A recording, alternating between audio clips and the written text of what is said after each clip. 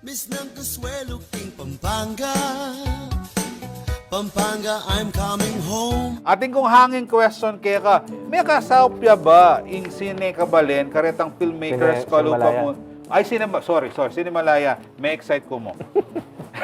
Cinemalaya, karetang filmmakers na alang paralan, na ipalwaldet ang kayang storya na masanting la message para ka rin kaya katamong miamalit. Maragulyang sa uping Cinemalaya, especially, lalo na in batch me this year, very diverse, very different stories. Kanya-kanya kaming paglaban.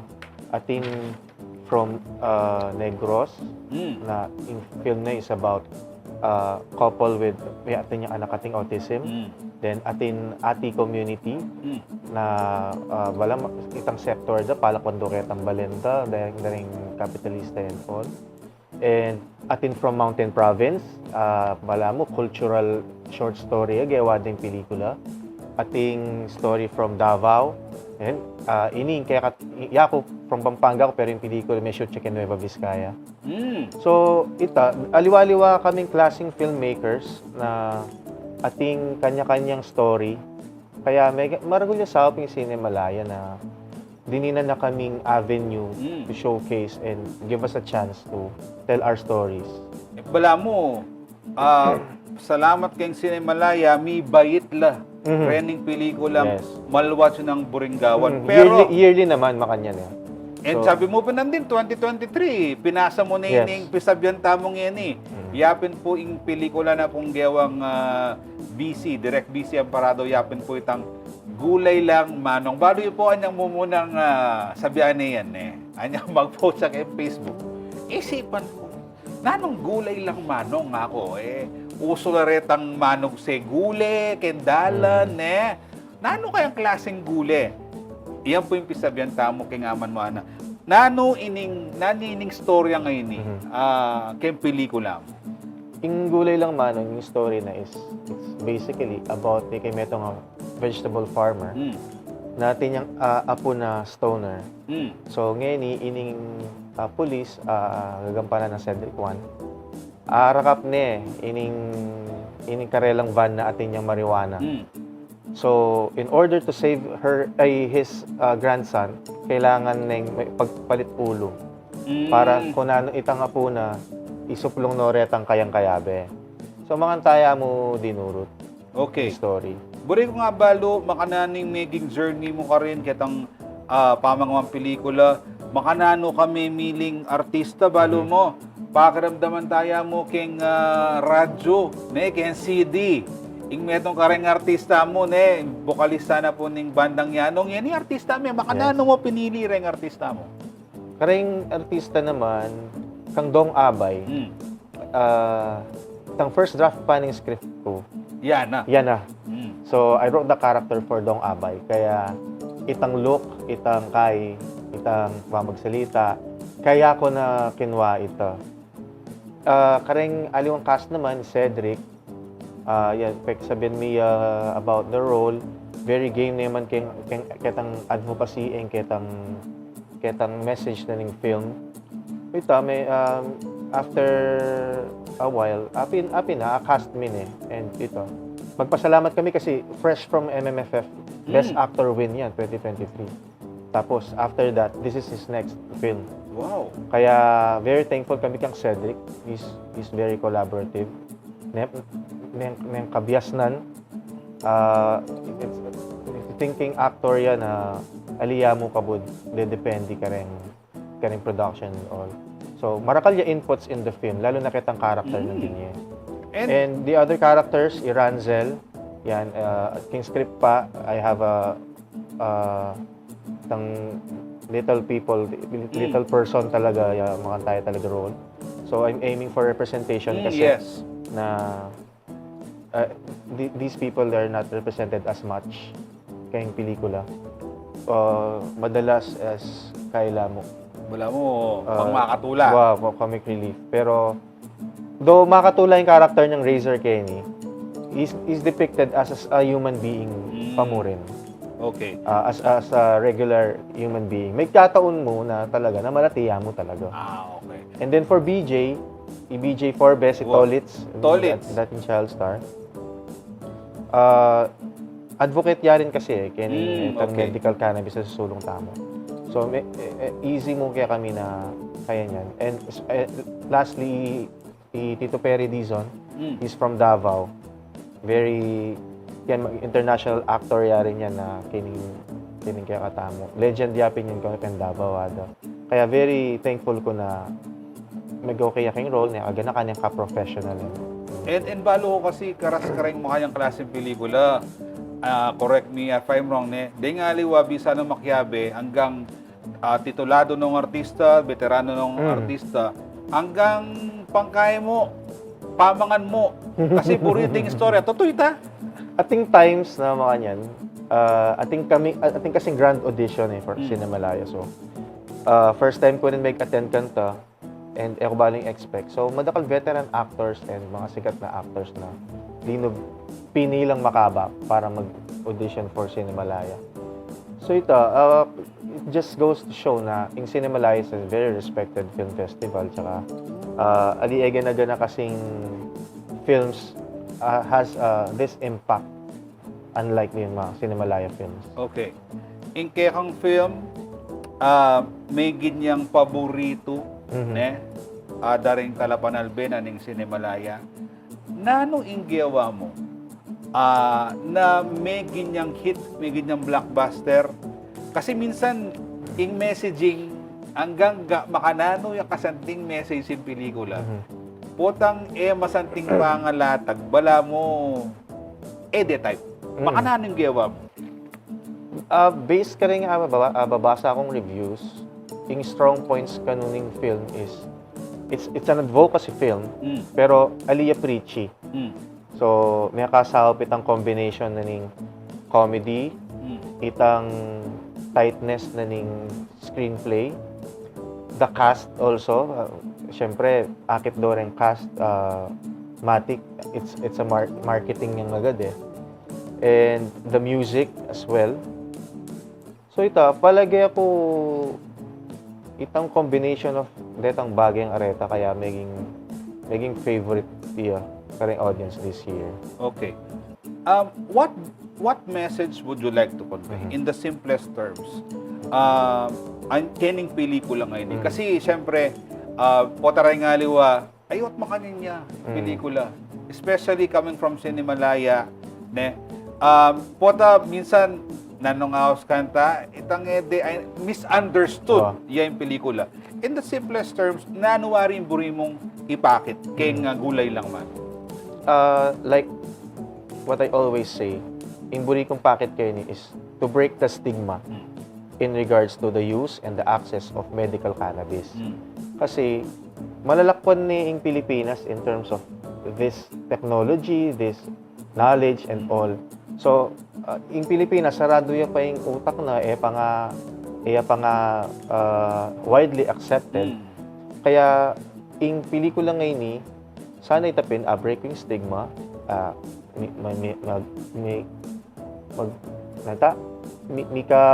mika meaningful conversations tamo about this.